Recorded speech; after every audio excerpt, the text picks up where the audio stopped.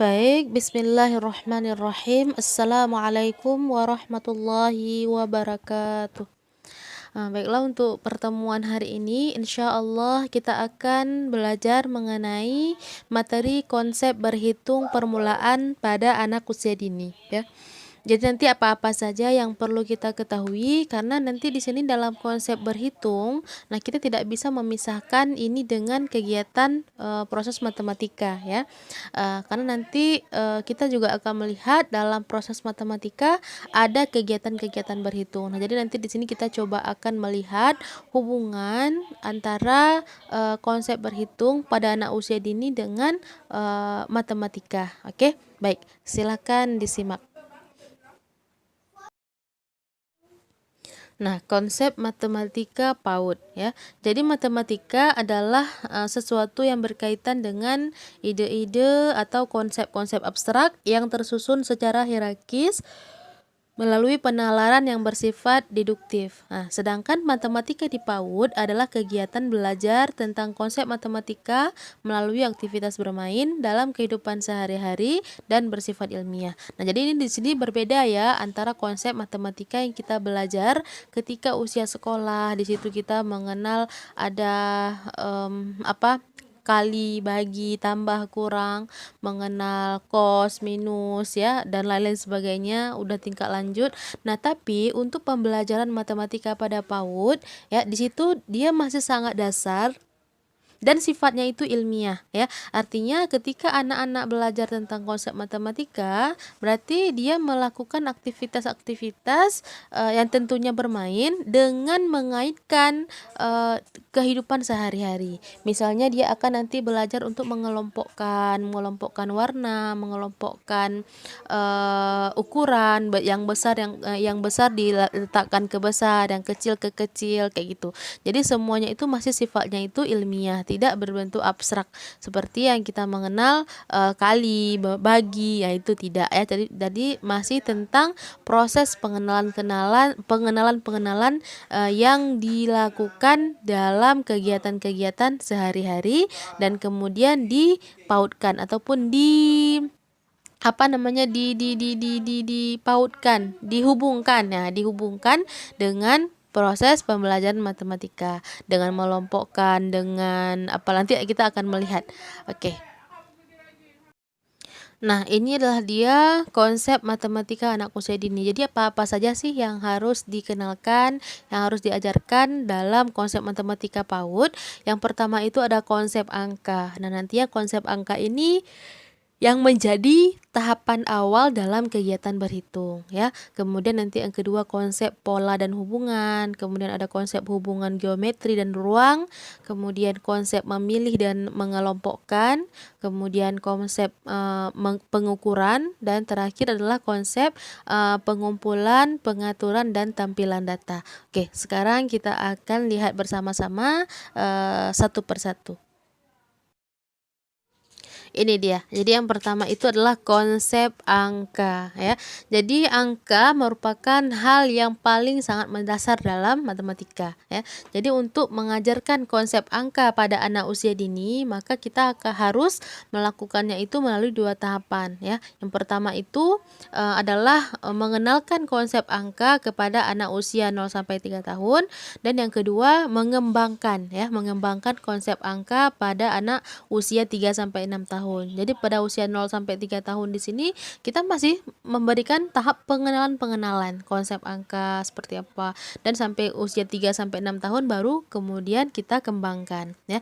Nah, jadi untuk mengenalkan konsep angka pada anak usia di bawah 3 tahun, nah itu dapat dilakukan melalui 3 tahapan ini, ya. Yang pertama yaitu membilang. Nah, artinya apa? Artinya di sini anak belajar dikenalkan untuk menyebutkan bilangan berdasarkan urutan. Misalnya 1, 2, 3, 4 sampai dengan 5 ataupun sampai dengan 10 misalnya, ya. Seterusnya yang kedua mencocokkan setiap angka dengan benda yang sedang dihitung. Nah, di situ nanti anak kita kenalkan. Misalnya si anak di sini dia sedang melihat ada buah stroberi misalnya, ataupun ada buah semangka ataupun buah apel yang dia suka misalkan. Jadi di sini kita sudah bisa memperkenalkan si anak angka dengan benda yang sedang dihitung. Nah, di sini misalnya ada 5 buah apel. Nah, di situ kita bisa mencocokkan 5 angka dengan apel seperti itu ya. Kemudian, yang seterusnya adalah membandingkan antara kelompok benda satu dengan kelompok benda yang lain untuk mengetahui jumlah benda yang lebih banyak ataupun untuk mengetahui jumlah benda yang lebih sedikit ataupun sama rata. Nah, di sini kita sudah bisa mulai memperkenalkan pada si anak tentang pemahaman membandingkan ya. Ada satu kelompok misalnya yang dia itu jumlahnya lebih banyak.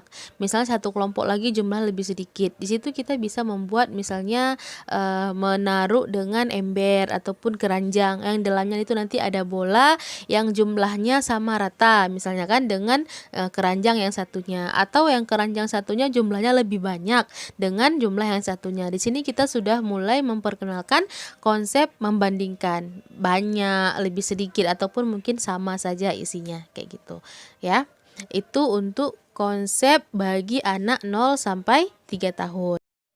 Sedangkan untuk mengenalkan konsep angka pada anak usia 3 tahun ke atas yaitu 3 sampai 6 tahun ya, kita dapat melakukan pengembangan. Nah, pengembangan yang awalnya kita sudah memberikan dia pemahaman, sudah memberikan dia pengenalan. Nah, jadi ketika sudah usianya 3 tahun ke atas, nah kita bisa mengembangkan melalui 3 tahapan ini. Yang pertama yaitu menghitung.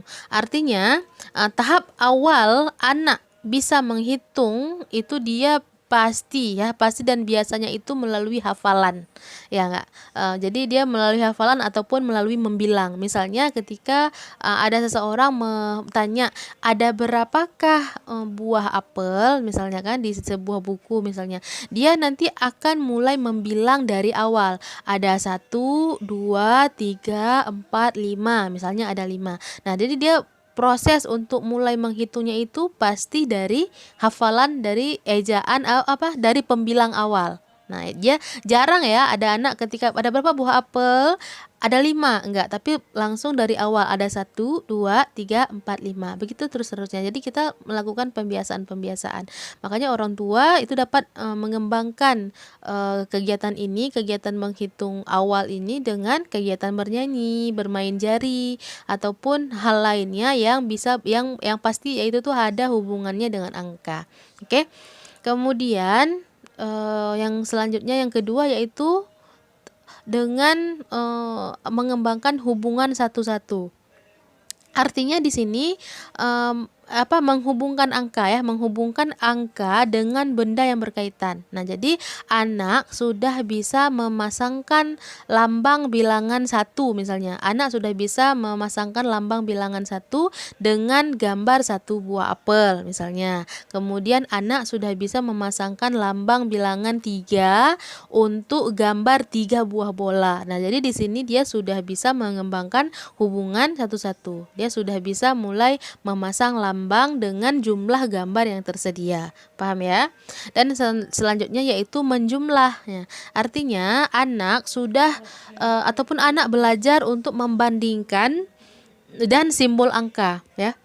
Jadi misalnya ketika orang tua meminta anak untuk mengambil 3 buah permen ya, dan anak membawa 3 buah permen. Nah, jadi di situ kita bisa melihat bahwasanya anak tersebut sudah mengerti tentang konsep jumlah. Nah, jadi di sini ataupun misalnya ketika orang tuanya meminta anak untuk membawa ataupun berapa 5 buah misalnya permen boleh, ataupun 5 buah kue ataupun yang lainnya, ataupun membawa 1 piring nasi misalnya atau 1 gelas air minum. Nah, di situ dia sudah bisa membawakan kepada orang tuanya sesuai dengan apa yang diminta. Jadi di situ dia sudah mulai belajar tentang konsep penjumlahan ya, menjumlah. Oke. Selanjutnya yang kedua yaitu konsep pola dan hubungan ya. Jadi pola merupakan susunan benda yang terdiri atas warna, bentuk, jumlah, dan peristiwa. Nah, misalnya contoh untuk susunan pola yang berdasarkan ukuran. Nah, yaitu ada besar, ada kecil ya. Kemudian susunan pola untuk berdasarkan warna yaitu misalnya ada kuning, hijau, kuning, hijau. Jadi dia ada polanya. Yang pertama kuning, kedua hijau, nanti kuning lagi, hijau lagi, itu nanti kuning lagi, hijau, begitu pun seterusnya. Nah, sedangkan susunan pola berdasarkan peristiwa sehari-hari, misalnya sesudah makan nasi saya minum air putih. Jadi kita menghubungkan dengan peristiwa. Sesudah saya mandi, saya memakai baju. Sesudah saya sarapan, saya pergi ke sekolah. Misalnya seperti itu. Ya, jadi untuk mengembangkan kemampuan mengenal pola dan hubungan, anak itu harus diberikan banyak kesempatan untuk mengenali dan memanipulasi benda yang ada di sekitarnya, sehingga nanti anak dengan dia selalu mengenali keadaan-keadaan sekitar, dia nanti akan mulai mencatat apa persamaannya dan apa perbedaannya ya. Jadi situ misalnya sebagai contoh kegiatan yang bisa dilakukan orang tua untuk mengembangkan pola dan hubungan pada anak untuk kasus ini adalah misalnya dengan mengajak anak bermain menyusun antrian mobil-mobilan yang membentuk pola barisan hijau, biru misalnya. Ataupun kita bisa menyusun antrian kereta api misalnya apa namanya itu, dalam kereta api, gerbong kereta api kayak gitu kan. Nanti pertamanya ada warna hijau, kemudian selanjutnya warna biru, kemudian hijau lagi, biru lagi. Jadi ada berbentuk pola. Polanya itu bisa berbentuk 2 pola ataupun 3 pola sesuai dengan kesiapan anak. Ketika dia sudah terbiasa untuk mengenal 2 pola, maka kita boleh lanjut ke 3 pola dan begitu juga seterusnya ya. Itu dia. Nah, selanjutnya konsep yang ketiga adalah konsep hubungan geometri dan ruang. Nah, jadi pengertian ini adalah bahwasanya anak mulai dikenalkan bentuk-bentuk geometri seperti segitiga ya, segi empat, persegi, lingkaran, dan posisi dirinya dalam suatu ruang. Misalnya anak bisa paham tentang pengertian ruang ketika anak sadar akan posisi dirinya jika dihubungkan dengan penataan benda-benda di sekelilingnya. Anak belajar tentang tempat dan posisi seperti di atas, di bawah, pada, di dalam, di luar. Selain itu, anak juga belajar tentang pengertian jarak seperti dekat, jauh, dan sebagainya. Jadi di sini kita mulai memahami ataupun mengenalkan anak tentang hubungan geometri, segitiga tadi, segi empat, ataupun kita memberikan pemahaman kepada anak tentang pengertian ruang. Nah, untuk bisa memberikan pengertian ruang, kita harus posisikan terlebih dahulu si anak itu dengan benda-benda di sekelilingnya. Oh, misalnya dengan lampu ya, dengan lampu berarti anak ada di bawah lampu misalnya, ataupun lampu ada di atas kayak gitu. Kemudian dengan misalnya dengan sepeda ya, sepedanya lagi di samping misalnya kan, berarti posisi anak sedang berdiri di samping sepeda. Nah, itu semuanya adalah konsep matematika ya, konsep matematika. Walaupun kita anggap ini kayaknya tuh hanya dalam segi penalaran saja, tapi tidak semuanya yang penataan ruang, penataan ruang itu semuanya kita ajarkan dalam konsep matematika. Oke? Kira-kira bisa dipahami ya. Jadi kita harus memposisikan anak dulu di mana dia posisinya. Misalnya kayak tadi ya. Kemudian nanti dengan benda-benda lain yang ada di sekitarnya. Misalnya di taman, misalnya kan, anak sedang berdiri di depan taman seperti itu. Kemudian di rumah, anak sedang duduk di dalam rumah. Jadi kita memposisikan dia dulu dengan benda-benda yang ada di sekelilingnya. Oke? Selanjutnya konsep memilih dan mengelompokkan ya. Jadi memilih dan mengelompokkan meliputi kemampuan mengamati dan mencatat persamaan dan perbedaan benda. Anak di usia di bawah 3 tahun mengenal persamaan dan perbedaan melalui kelima indera mereka pada saat bereksplorasi dengan benda-benda di sekitarnya. Ya, jadi di sini maksudnya adalah anak ketika memilih, nah dia itu akan melalui proses yang namanya mengamati dulu. Setelah dia mengamati, dia memperhatikan, dia yang pasti di sini dia menggunakan indranya ya, mengamati, memperhatikan, mendengar, menyentuh, merasakan, mencium bau benda-benda yang dimainkannya, sehingga dengan begitu dia bisa mengetahui benda-benda yang sama dan yang berbeda, sehingga nantinya dia bisa mengelompokkan, mengklasifikasikan benda sesuai dengan besar kecil, benda sesuai dengan tebal tipis, benda sesuai dengan kasar halus. Nah, itu semuanya diamati terlebih dahulu dan dicari persamaan dan perbedaannya.